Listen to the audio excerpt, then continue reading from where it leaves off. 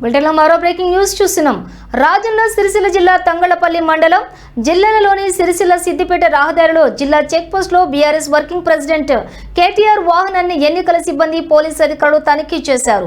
సిరిసిల్ల పట్టణానికి పర్యటనకు వెళ్తున్న కేటీఆర్ వాహనాన్ని ఆపి తనిఖీ చేశారు. పంచాయతీ ఎన్నికల నేపథ్యంలో అధికారులు ఈ తనిఖీలు నిర్వహించారు. పోలీసు అధికారులు అయితే ఎన్నికల అధికారులకి కేటీఆర్ పూర్తిగా సహకరించారు.